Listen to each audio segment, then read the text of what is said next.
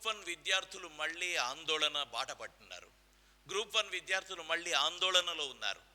ఇదంతా చూస్తుంటే మనకు పొలిటికల్ సైన్స్లో ఒక సేయింగ్ ఉంది. ఏమంటే రెండు యుద్ధాల మధ్య కాలమే శాంతి అని.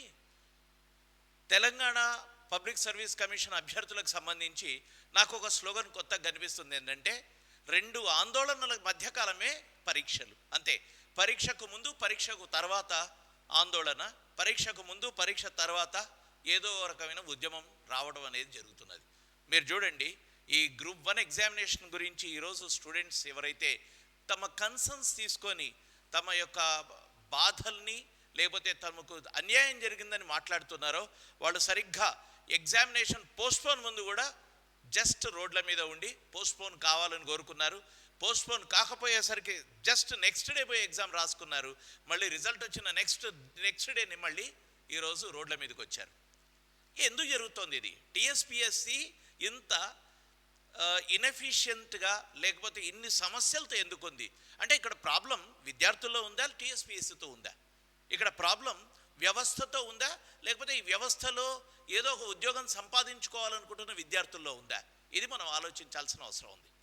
నేను ఈ గ్రూప్ 1 డిస్క్రిప్టివ్ ఎగ్జామినేషన్ ప్యాటర్న్ గురించి మాట్లాడే ముందు రెండు కాన్సెప్ట్స్, రెండు విషయాలని తీసుకొని రావాలనుకున్నాను. ఒకటి, మీకు ప్రిలిమ్స్లో వచ్చిన క్వశ్చన్స్ మీద వచ్చిన ఆబ్జెక్షన్స్ను మాట్లాడుతుంటే కోర్టులో టీఎస్పీఎస్సి తరఫున వస్తున్న వకీలు ఏమంటాడంటే, మీరు ఏ పుస్తకం స్టాండర్డ్గా చూసుకున్నారు, మీ ప్రైమరీ సోర్స్ ఏదంటే వికీపీడియా అన్నారు. ఇంత తెలివి ఏడిచింది. వికీపీడియా ప్రైమరీ సోర్స్ అని చెప్పుకొని టీఎస్పీఎస్సి కోర్టు ముందుకు పోయిన పరిస్థితి మనం ప్రిలిమ్స్లో చూస్తాం.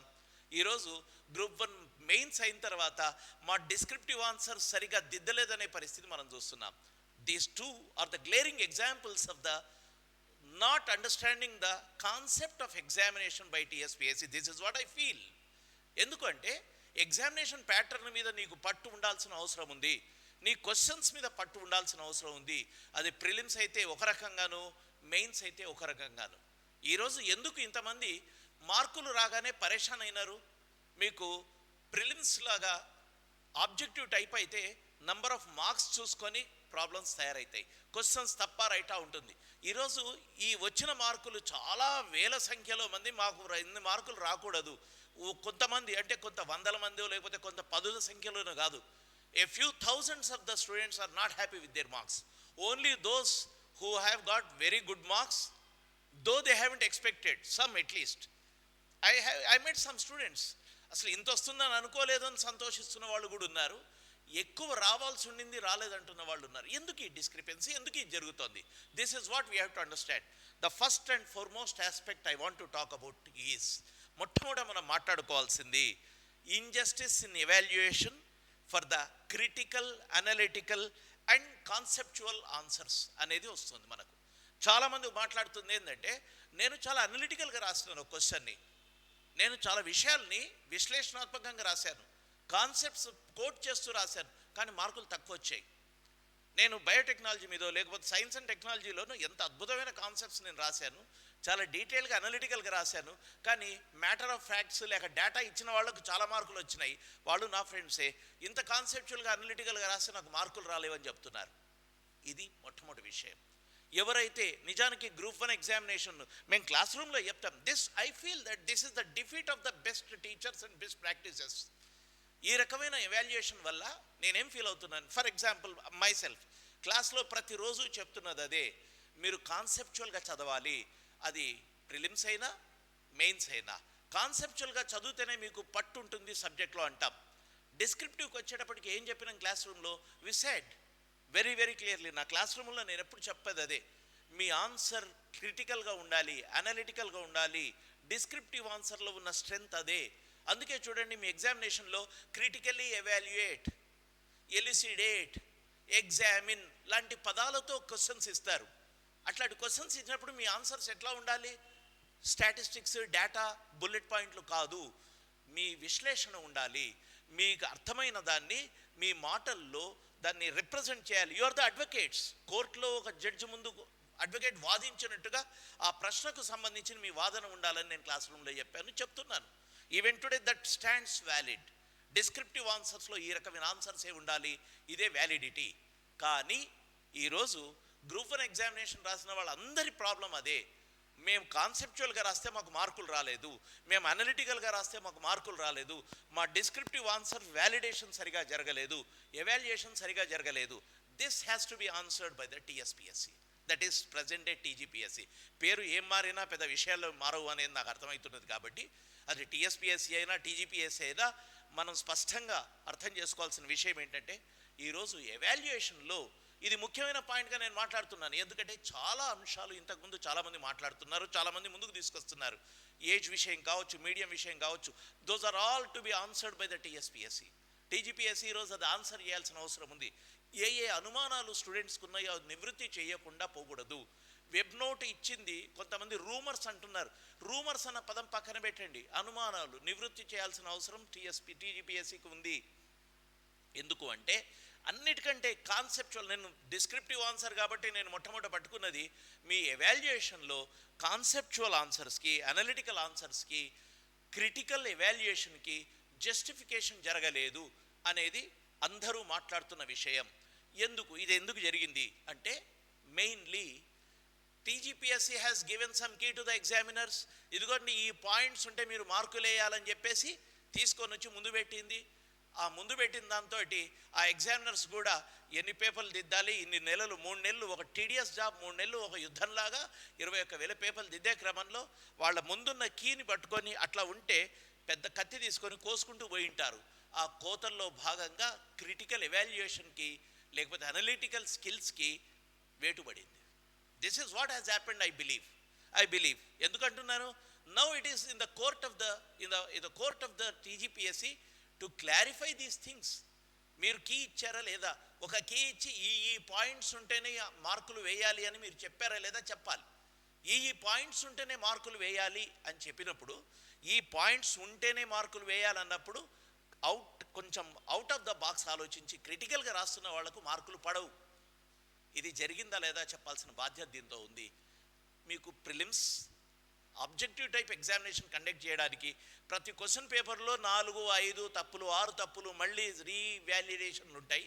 ఇంకోవైపు మళ్ళీ డిస్క్రిప్టివ్ ఆన్సర్ రైటింగ్లో దిద్దడం కూడా రాకపోవడం, దిద్దడంకి ఒక పద్ధతి పాటించకపోవడం, అది అందరినీ అసంతోషానికి గురి చేయటం. Majority of the students, majority of the aspirants, at least 80% of the aspirants are unhappy with your evaluation process. This has to be answered. దీని అనుమానాన్ని నివృత్తి చేయడం అనేది టీజీపీఎస్సీ దగ్గర ఉంది. దీన్ని అడ్రస్ చేయడానికి టీజీపీఎస్సీని పర్స్యూ చేయాల్సింది, డైరెక్షన్ ఇవ్వాల్సింది గవర్నమెంట్ చేతిలో ఉంది ఈరోజు. Unless and until you do this, students will not be happy with your ID. ఒక వ్యవస్థ మీద నమ్మకం కోల్పోవడం అనేది చాలా దురదృష్టకరం. ఈరోజు స్టూడెంట్స్ ఉద్యోగాల కోసం చచ్చిచెడి లక్షల రూపాయలు కుమరిస్తూ నెలల తరబడి, సంవత్సరాల పడి గడుపుతున్న కాలం ఇది. ఈ మొత్తం ప్రాసెస్లో ప్రిలిమ్స్ నుంచి మొదలుపెట్టి మెయిన్స్ వరకు ఏదో ఒక దగ్గర లూప్ హోల్స్తో వ్యవస్థ నడుస్తూ ఉంటే ఈ వ్యవస్థ మీద నమ్మకం పోతుంది అనేది ఈరోజు టీజీపీఎస్సీ ముందు చాలా స్పష్టంగా ఉంది. It is the writing on the wall. If you don't see it, you will be at loss. ప్రభుత్వం కూడా అంతే, ఈ విషయాన్ని అర్థం చేసుకోవాలి. అంతేకాదు చాలా విషయాలు ఉన్నాయి. తెలుగు మీడియం వాళ్లకు అన్యాయం జరిగిందని రాస్తున్నారు. తెలుగు మీడియం వాళ్ళకు అన్యాయం జరిగింది, ఎవరు ఆన్సర్ ఇవ్వాలి? ఇప్పుడు ఈ అనుమానం నివృత్తి ఎవరు చేయాలి? ఎందుకు తెలుగు మీడియం వాళ్ళకు మార్కులు రావు? మీరు యూపీఎస్సీ కంపేర్ చేయండి. కంపారిటివ్లీ ఇంగ్లీష్లో రాస్తున్న వాళ్ళకి, తెలుగులో రాస్తున్న వాళ్ళకి పర్సంటేజ్ తీస్తే, even in Telugu medium you have selections in UPSC. Ranks వస్తాయి కొన్నిసార్లు. అటువంటిది తెలుగు మీడియం వాళ్లకు సరైన ర్యాంక్స్ లేవు, సరిగ్గా మార్కులు రాలేవని తెలుగు మీడియం వాళ్ళ బాధ ఉంది ఈరోజు. అంటే ఎక్కడుంది ఈ ప్రాబ్లం? టీజీపీఎస్సీ ఈరోజు స్పష్టంగా ముందుకు రావాలి. ఈ విషయాలన్నింటినీ నివృత్తి చేయడమే కాదు, రిజాల్వ్ కూడా చేయాల్సిన అవసరం ఉంది. ఇట్లే చాలా సందర్భాల గురించి, చాలా విషయాల గురించి కూడా ఈరోజు పాయింట్స్ వస్తున్నాయి. అన్నిటి మీద నేను మాట్లాడబోవడం లేదు. కానీ ముఖ్యంగా ఈ డిస్క్రిప్టివ్ ఆన్సర్ కరెక్షన్ మీద నేను ఎందుకు మాట్లాడుతున్నాను అంటే, this is the soul of this entire evaluation process. ఈ మొత్తం ఎవాల్యుయేషన్కు అసలు సరిదిద్దాల్సింది, అసలు ఆలోచించాల్సింది, అనలైజ్ చేయాల్సింది ఈ ఎవాల్యుయేషన్ ప్రాసెస్నే మనం. కాబట్టి దాని గురించి ఎక్కువ మాట్లాడాను. ఇక మీకు ఏజ్ గురించి, తక్కువ ఏజ్ వాళ్ళు ఉన్నా మాత్రమే సెలెక్ట్ అవుతున్నారు, ఎక్కువ ఏజ్ వాళ్ళు రాలేదనేది ఒక కన్సర్న్ ఉంది. మీడియం కన్సర్న్ ఉంది, తెలుగు మీడియంకు సెలక్షన్స్ రాలేదని. ఇంకొక కన్సర్న్, తెలంగాణ ఫార్మేషన్ పేపర్లో చాలా తక్కువ మార్కులు వచ్చాయి. Majority people got less marks, a few people got good marks అనేది ఒక అంచనా. ఎందుకు ఇట్లా జరుగుతున్నది? తెలంగాణ మీరు చూడండి, అదే నేను ఎందుకు ఎవాల్యుయేషన్ గురించి చెప్పాను. Telangana formation paper is more analytical, more conceptual, more critical evaluative. ఎక్కడైతే ఇటువంటి అంశాలు ఉన్నాయో అక్కడ ఇంజస్టిస్ జరిగిందనేది కనిపిస్తుంది. ఉదాహరణకు చెప్తున్నాను. శ్రీకృష్ణ కమిటీ మీద విమర్శనాత్మక వ్యాసం రాయండి, క్రిటికల్లీ ఎవాల్యుయేట్ అని క్వశ్చన్ ఉంటే ఎట్లా రాయాలి? శ్రీకృష్ణ కమిటీ ఫంక్షనింగ్ మీద రాయాలి, శ్రీకృష్ణ కమిటీ అవుట్కమ్ మీద రాయాలి, దాని మీద క్రిటికల్ ఎవాల్యుయేషన్ ఉండాలి. వేరాజ్ శ్రీకృష్ణ కమిటీలో ఇంతమంది సభ్యులు ఉన్నారు, Srikrishna committee terms of reference ఏమిటి, శ్రీకృష్ణ కమిటీ ఎన్ని అప్లికేషన్లు తీసుకుంది, రిపోర్ట్ ఎప్పుడు ఇచ్చింది, ఎన్ని పాయింట్ల రిపోర్ట్ ఇచ్చింది, మార్కులు వచ్చాయి. ఇదేంటి? Is it a critical evaluation of Srikrishna committee? No. This is what we have to see. ఇదంతా అర్థం చేసుకుంటే కానీ, ఎందుకంటే ఈరోజు చేస్తున్న తప్పిదాలు భవిష్యత్తుకు ఇదే కన్సాలిడేట్ అయిపోతూ ఉంటే రాను సబ్స్టాండర్డ్ టీచింగ్కి వెళ్ళిపోవాల్సి ఉంటుంది. As teachers we feel that we are defeated today. I feel that I am defeated today with your evaluation. Why? Because conceptual answers రాయండి, క్రిటికల్గా ఉండాలి, ఎవాల్యుయేషన్ ఉండాలి. మీరు రాస్తున్నది చాలా తేజోవంతంగా ఉండాలని మాట్లాడాం, నాసిరకంగా ఉండాలని మేము మాట్లాడలేదు. పాయింట్స్ రాసి బుల్లెట్ పాయింట్లు 4 బుల్లెట్లు పెట్టి 4 చుక్కలు పెట్టి సమప్ అని రాస్తే మార్కులు రావాలని మేము చెప్పలేదు. And this is the defeat of such pedagogy. అటువంటి ఒక టీచింగ్ ప్రాక్టీస్కు లేకపోతే లెర్నింగ్ ప్రాక్టీస్కు దెబ్బతీసింది ఈ ఎవాల్యుయేషన్ అనేది నేను స్పష్టంగా నమ్ముతున్నాను. నమ్ముతున్నాను అని అన్నందుకు ఈరోజు నమ్ముతున్నాను అంటే నన్ను రాంగ్ లేకపోతే ఈ ఆర్గ్యుమెంట్ రాంగ్ అని ప్రూవ్ చేయాల్సిన బాధ్యత గవర్నమెంట్ మీద ఉంటుంది, టీజీపీఎస్సీ మీద ఉంటుంది. ఎందుకంటే ఇదే ప్రాబ్లం వల్లనే ఈరోజు మెజారిటీ స్టూడెంట్స్ అసంతోషంతో ఉన్నారు, అసంతృప్తితో ఉన్నారు. ఇది మనకు ముందున్న విషయం. ఇక ఇంకొక విషయానికి వస్తే, కొన్ని ఇన్స్టిట్యూషన్స్ ఈరోజు ఇంత అల్లరి జరుగుతూ ఎంతోమంది అసంతోషంగా ఉండి, ఎందుకంటే గ్రూప్ 1 ఆఫీసర్లు కావాలని కలలు కానీ నెలల తరబడి కూర్చొని ఏళ్ల తరబడి వెయిట్ చేసి చదువుకొని రాస్తే మాకు ర్యాంకులు వచ్చాయి అని చెప్పేసి మాట్లాడడం ఒక మేరకు ఈరోజు స్టూడెంట్స్ మధ్యలో ఉన్న ఒక అసంతోషానికి, అసంతృప్తి మీద వీళ్ళు నీళ్లు చల్లడం లేకపోతే వాళ్ళని కించపరచడమే. ప్రతి ఇన్స్టిట్యూట్కు చదివిన వాళ్ళలో మా దగ్గర చదివిన వాళ్లకు చాలా మంచి మార్కులు వచ్చిన వాళ్ళు ఉన్నారు. కానీ మన దగ్గర మంచి మార్కులు వచ్చాయి కాబట్టి ఈరోజు ఇది ప్రొజెక్ట్ చేసి అద్భుతంగా జరిగిందని మాట్లాడకూడదు. ఎందుకంటే వాస్తవంగానే ఉంటుంది, whether we are part of it or not. నిజంగానే ఉంటుంది, మనం చెప్పినా చెప్పకపోయినా.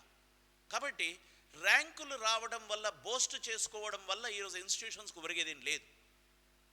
ఏ టీచింగ్ మెథడాలజీకి డిఫీట్ అవుతుందో, ఏ రకమైన లెర్నింగ్ ప్రాక్టీస్కు, ఏ రకమైన రైటింగ్ ప్రాక్టీస్కు ఈ ఎవాల్యుయేషన్ ఇంజస్టిస్ చేసిందో దాన్ని మనం ప్రశ్నించకపోతే రాబోయే పరీక్షల్లో కూడా ఇదే ప్రాబ్లం ఉంటుంది అనేది మనం గుర్తుపెట్టుకోవాలి. సో డియర్ ఫ్రెండ్స్, ఈ విషయాలను అర్థం చేసుకుంటే ఇన్స్టిట్యూషన్స్కి కూడా మా అప్పీల్ అదే. అద్భుతం, మేము ర్యాంకులు సాధించాలని సంకలు గుద్దుకోవడం లేకపోతే గొప్పలు చెప్పుకోవడం కాదు ఈరోజు మనం చేయాల్సింది. ఈరోజు మన ఇన్స్టిట్యూషన్స్లోనే ర్యాంకులు వచ్చిన వాళ్ళు ఉన్నారు, ర్యాంకులు రాని వాళ్ళు ఉన్నారు. ఈ రాని వాళ్ళ అసంతోషానికి కారణం ఏంటి, అసంతృప్తికి కారణం ఏంటి, దీన్ని అనలైజ్ చేసుకుంటే తప్ప మనము నిజాల్ని నిర్భయంగా, నిర్భీతిగా మాట్లాడలేం. So these things are the facts today. ఈ నేపథ్యంలో మనము ఈ తెలంగాణ పబ్లిక్ సర్వీస్ కమిషన్ ఏర్పాటు చేసి గ్రూప్ 1 ఎగ్జామినేషన్ 3 సార్లు క్యాన్సల్ అయ్యి 4వ సార్లు మెయిన్స్ అయ్యి అద్భుతంగా ఎవాల్యుయేట్ చేశామనుకున్న ఎగ్జామినేషన్ యొక్క రిజల్ట్ ఏమిటి అంటే దాదాపు 80% of the students are not happy. All may not come to the fore. అందరూ ముందుకొచ్చి చెప్పకపోవచ్చు, ఎందుకంటే మళ్ళీ ఎక్కడ విక్టిమైజేషన్ ఉంటుందో అని భయపడతారు. అందరూ ఫైట్ చేయకపోవచ్చు, ఎందుకు అంటే ఈరోజు ఇది చేయడం వల్ల ఎక్కడ బ్లాక్ లిస్ట్లో పడుతుందని. కానీ ఇదంతా సమస్య కాదు.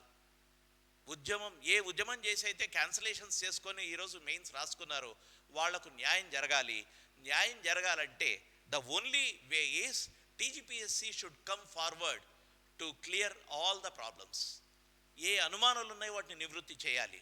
రీఎవాల్యుయేషన్ చేసి నేను మాట్లాడింది లేకపోతే ఈరోజు ఏదైతే మాట్లాడానో చాలా కోర్ ఆస్పెక్ట్, మీ ఎవాల్యుయేషన్నే ప్రశ్నిస్తున్న పరిస్థితి ఉంది విద్యార్థులు.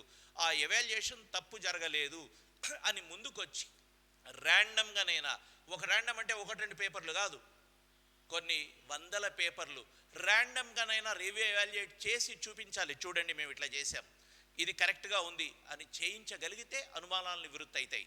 విద్యార్థులు ఏదో సరదాగా ప్రతిసారి ఎగ్జామ్కు ముందు ఎగ్జామ్ తర్వాత రోడ్ల మీదకి వచ్చి అల్లరి చేయాలని కోరుకోరు. ఒక ఎగ్జామ్ తర్వాత కాస్త ప్రశాంతంగా కూర్చొని మళ్ళీ ఇంకొక ఎగ్జామ్కో లేకపోతే రాబోయే రిజల్ట్ కోసమో ఫ్రీగా ఉందామని కోరుకుంటారు. కానీ ప్రతి ఎగ్జామ్ ముందు ప్రతి ఎగ్జామ్ తర్వాత ఆందోళన, ప్రతి ఎగ్జామ్ ముందు ప్రతి ఎగ్జామ్ తర్వాత ఉద్యమ బాట పట్టాలని ఎందుకుంటుంది ఎవరికైనా? ఈ విషయం గవర్నమెంట్స్ అర్థం చేసుకోవాలి, ఈ విషయం టీజీపీఎస్సీ అర్థం చేసుకోవాలి. అప్పుడే you will do justice to the students. లేకపోతే విద్యార్థుల్ని మోసం చేస్తూ, లేకపోతే విద్యార్థుల యొక్క కన్సర్న్స్ని పట్టించుకోకుండా మొక్కుబడిగా తంతులు గడపడం వల్ల విద్యార్థులకు, నిరుద్యోగులకు ఏమీ చేసినట్టుండదు. So now it is the task of the TGPSC and the government to clear all the doubts, to clear the problems by re-evaluating, by showing the things that they have done correct. But still, I feel that they haven't done correct. అందుకోసమే evaluation అనేది చాలా ఇంపార్టెంట్గా వస్తున్నది. Majority ప్రజలు కోరుకుంటున్నది, majority students కోరుకుంటున్నది అదే. మీ evaluation మీద నాకు నమ్మకం లేదు, మీ ఎగ్జామినేషన్ ప్యాటర్న్ మీద నమ్మకం లేకపోతే తర్వాత జరగబోయే ఎగ్జామ్స్ ఎట్లా చేస్తాయనే దాని మీద కూడా నమ్మకం ఉండదు. కాబట్టి టీజీపీఎస్సీ ముందున్న కర్తవ్యం ఈరోజు వాళ్ళ నిబద్ధతను ప్రూవ్ చేసుకోవటమే. They have to prove them, they have to prove to the student community that they are right. If you can prove, students will be happy. But I think now the ball is in the court of TGPSC, in the court of the governments to take a decision, to do justice to the students. Please don't kill the institutions, don't kill the hopes of the people. ప్రజల, విద్యార్థుల ఆశల్ని వమ్ము చేయొద్దు, ఆశల్ని చంపేయొద్దు. Institutions మీద నమ్మకాన్ని పోగొట్టొద్దు. Institution మీద నమ్మకం పోతే ఇన్స్టిట్యూషనే కాదు, గవర్నమెంట్స్ కూడా వాళ్ళ ఆదరణను, వాళ్ళ మీద నమ్మకాన్ని కోల్పోతాయి. Please take this note and be careful and do justice to the students. Thank you.